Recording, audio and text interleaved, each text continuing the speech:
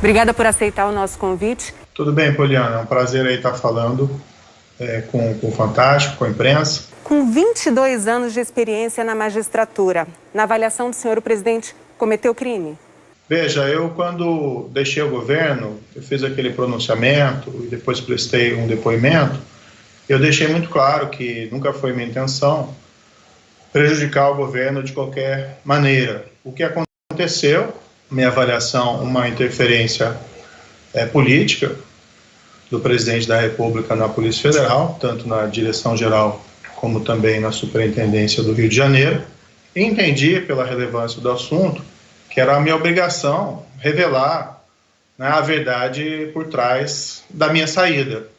Cabe agora às instituições, né, o PGR, a Polícia Federal e a próprio Supremo Tribunal Federal fazer a avaliação sobre esses fatos, né. Na minha parte não cabe eu emitir uma opinião específica a esse respeito. 2 dias antes do senhor pedir demissão, o senhor participou de uma reunião ministerial no dia 22 de abril. Essa reunião, a defesa do senhor incluiu como prova no inquérito. Esse vídeo dessa reunião foi divulgado, inclusive, na sexta-feira agora. Horas antes dessa reunião, o presidente Bolsonaro mandou uma mensagem para o senhor que eu vou ler aqui agora. Moro, D'Aleixo sai esta semana, está decidido. Você pode dizer apenas a forma, a pedido ou ex officio. D'Aleixo era o então diretor-geral da Polícia Federal, nomeado pelo senhor. O senhor respondeu para o presidente que precisava conversar pessoalmente com ele, presidente, sobre o assunto. Como é que foi? O senhor teve essa conversa, tentou fazer com que o presidente mudasse de opinião? Ele mandou essas mensagens, de fato, né, no dia 22, dizendo, olha, vai trocar de qualquer jeito, você escolhe apenas a forma.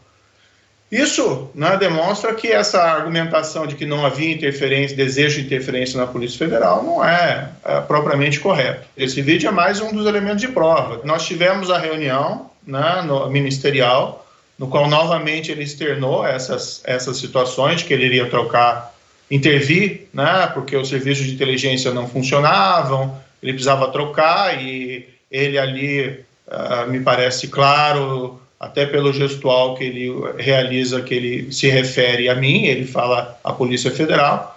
Agora, eu não ia discutir isso no âmbito de uma reunião ministerial, não é? Até porque ali o ambiente não era um ambiente muito favorável ao contraditório.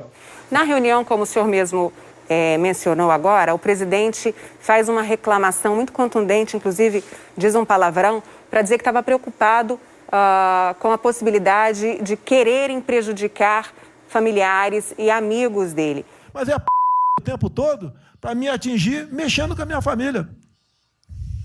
Já tentei trocar gente da segurança nossa no Rio de Janeiro, oficialmente, e não consegui. Isso acabou. Eu não vou esperar minha família toda, de sacanagem, ou amigos meus, porque eu não posso trocar alguém da segurança na ponta da linha que pertence à estrutura nossa. Vai trocar. Se não puder trocar, troca o chefe dele. Pode trocar o chefe dele? Troca o ministro. Em outro momento, o presidente verbalizou para o senhor essa preocupação ao longo da sua gestão no Ministério da Justiça? Quem tem que dar essa explicação, quem tem que esclarecer o sentido dessas afirmações, a meu ver, é o Planalto e não o ex-ministro da Justiça. Veja, o presidente, ele externou publicamente diversas vezes as preocupações que ele tinha em relação aos filhos dele. O que existe é todo um contexto que é a necessidade externada pelo presidente, colocar pessoas de confiança dele e uma insatisfação com serviços de inteligência que eram prestados pela PF. Agora, tem que ver o que ele entende exatamente com serviços de inteligência que para ele estavam insatisfatórios. Ao longo da reunião, ele mais de uma vez reclama do serviço da Polícia Federal, da falta de informações, diz que não vai admitir que seja surpreendido por notícias e diz também que ele mantém um sistema particular de informações. Sistema de informações. O meu funciona. O meu particular funciona. Os que tem oficialmente desinforma. O senhor tinha conhecimento desse sistema e de como isso funcionava? Acho que isso tem que ser indagado aí ao presidente da República, né? O que ele quis dizer com esse serviço particular. O que me causou mais preocupação foi, me parece, o desejo de que os serviços de inteligência prestados por esse serviço particular fossem passados a ser prestados pelos serviços oficiais. Num dos momentos da reunião em que o presidente diz que vai interferir em todos os ministérios, ele olha para o senhor. E não dá para trabalhar assim, fica difícil. Por isso, vou interferir. E ponto final, pô.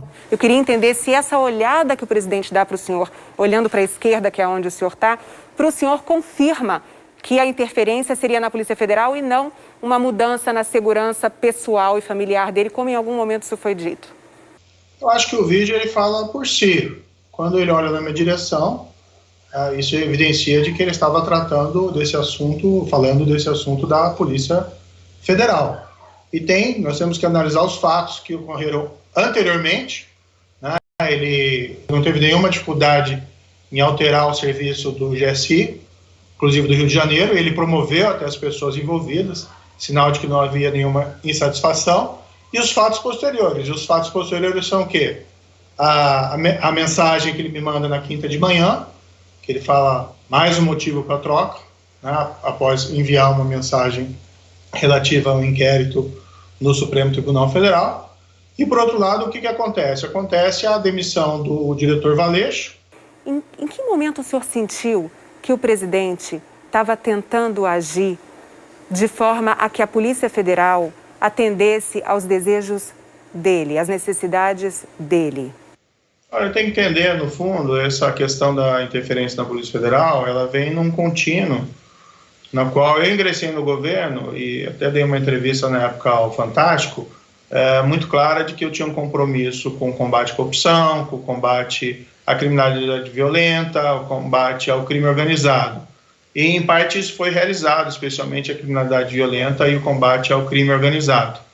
O que eu entendi, no entanto, é que essa agenda anticorrupção, e me desculpem aqui os seguidores do presidente se essa é uma verdade inconveniente, mas essa agenda anticorrupção não teve um impulso por parte do presidente da República para que nós implementássemos. Então, nós tivemos lá, por exemplo, a transferência do COAF, do Ministério da Justiça, não houve um empenho ali do Planalto para que fosse mantido no âmbito do Ministério da Justiça. Depois houve o projeto anticrime, que não houve, a meu ver, um apoio adequado por parte do Planalto. Houve lá a mudança do entendimento da execução em segunda instância, depois foi apresentada uma proposta de emenda constitucional para restabelecer a execução em segunda instância, que é algo muito importante contra a corrupção.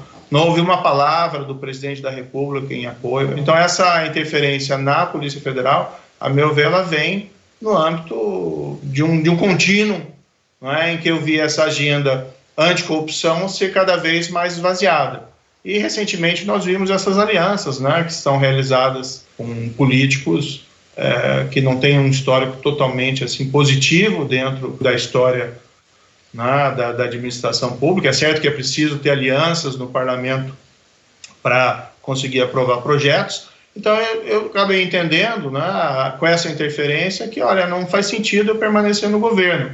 Até porque, né, qual que era a minha percepção? O governo se vale da minha imagem, que eu tenho esse passado de combate firme contra a corrupção, e, de fato, o governo não está fazendo isso, não está fortalecendo as instituições para o combate à corrupção. Por que o senhor não saiu antes?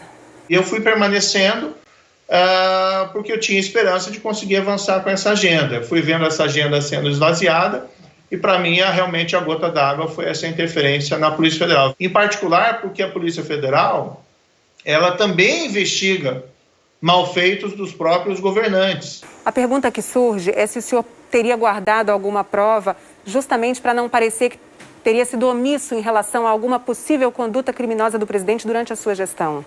Não, de forma nenhuma. Não houve nenhuma situação. Toda a situação eu revelaria, se fosse o caso. Claro que existe todo esse contexto também que eu mencionei antes, de um desapontamento em relação à falta de empenho, né, do presidente em relação à agenda anticorrupção, que envolve agora essas alianças políticas, algumas questionáveis. Veja, vamos colocar bem claro, eu não tenho nada contra os políticos, mas algumas alianças são realmente questionáveis. Ministro, eu me lembro aqui que quando o senhor me deu aquela entrevista em 2018, o senhor me disse que o presidente Bolsonaro tinha um compromisso com o senhor de que ninguém seria protegido no governo dele. O senhor acha que ele quebrou esse compromisso? Quando há essa interferência sem causa na Polícia Federal, isso me trouxe assim muito incômodo.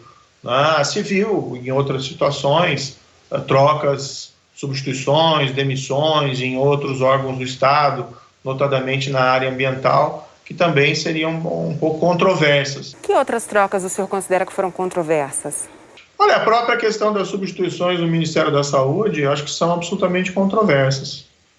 Claro que o presidente escolhe os seus ministros, mas são substituições assim bastante questionáveis do ponto de vista técnico.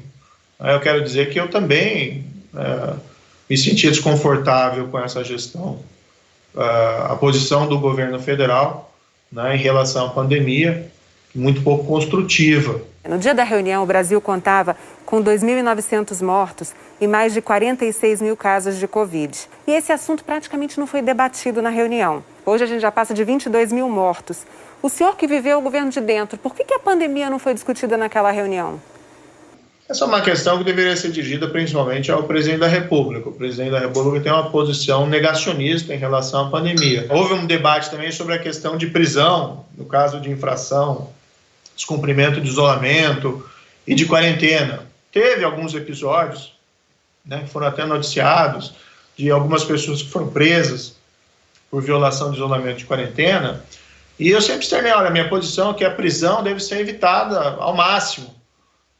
Isso deve ser objeto de diálogo, deve ser objeto de convencimento, mas existe uma possibilidade legal da prisão porque é um crime previsto, uma infração penal prevista no artigo 268 do Código Penal. O presidente Bolsonaro insultou ali na reunião prefeitos e governadores por justamente adotarem o isolamento. O senhor acha que esse assunto, a posição do senhor pró-isolamento, aumentou o clima de tensão, o choque entre o senhor e o presidente Bolsonaro? Dentro do governo, eu lembro de várias reuniões que eu participei, isso pode ser dito melhor pelo ministro Mandetta, e que foi alertado o risco de que houvesse essa escalada de mortes. E, no entanto, me parece que falta um planejamento geral por parte do governo federal em relação a essas questões. Agora, eu acho que a minha lealdade ao próprio presidente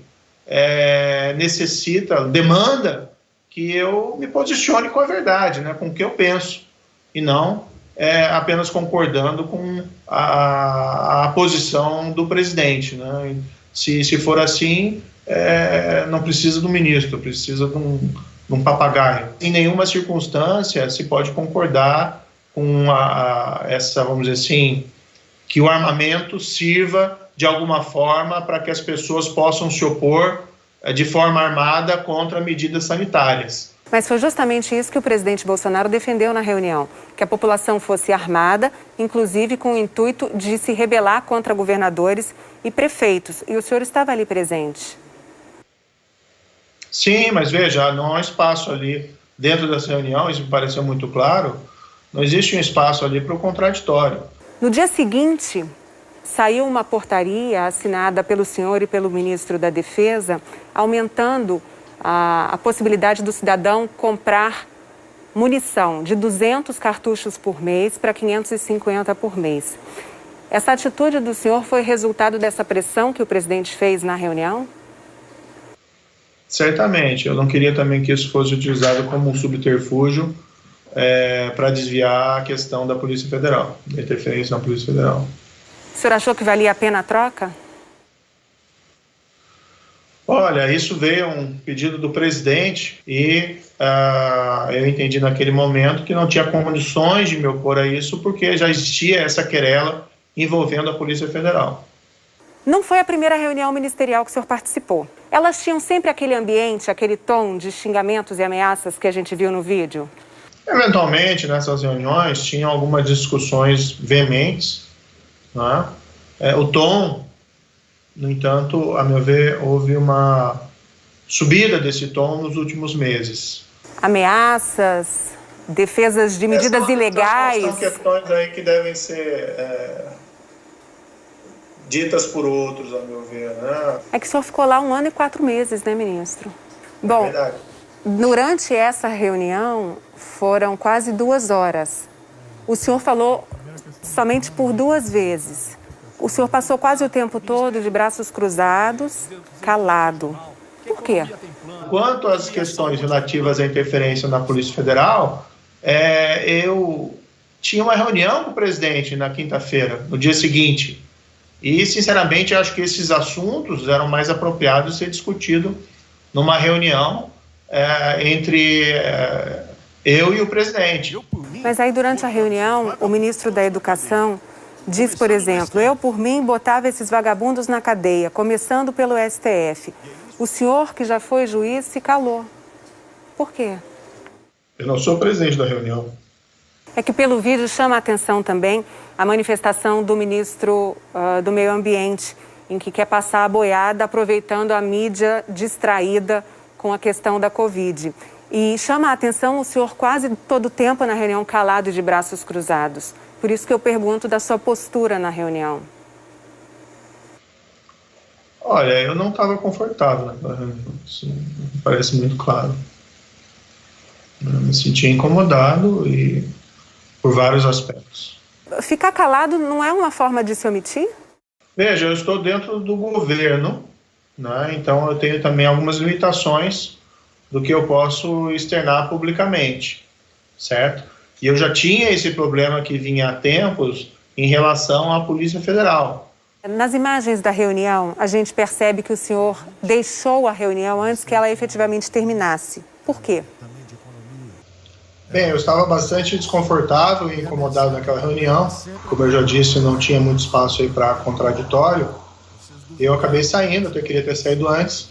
Eu tinha também um compromisso agendado que me dava uma desculpa para poder sair antes que ela terminasse. Depois que Sérgio Moro saiu da reunião, o ministro da Economia, Paulo Guedes, defendeu a privatização do Banco do Brasil. E o presidente do Banco do Brasil, Rubem Novaes, chamou o Tribunal de Contas da União de usina do terror. O senhor não pode dizer que as atitudes do presidente Bolsonaro hoje são diferentes das que ele demonstrou ao longo da carreira dele parlamentar no Congresso, durante 28 anos. Se o senhor disse que o senhor não queria sujar a biografia do senhor, por que lá atrás o senhor aceitou o convite? Porque eu entendi que eu tinha uma missão importante a realizar. O senhor se arrepende? Não, de forma nenhuma. Eu fiz uma escolha muito clara e, na época, ela estava justificada e fiz uma escolha também muito clara e espero que as pessoas compreendam quando saí do governo. O senhor entrou no governo com muito apoio popular. Saiu e está aí tendo de encarar a ira de parte dos apoiadores do presidente Bolsonaro. Incomoda?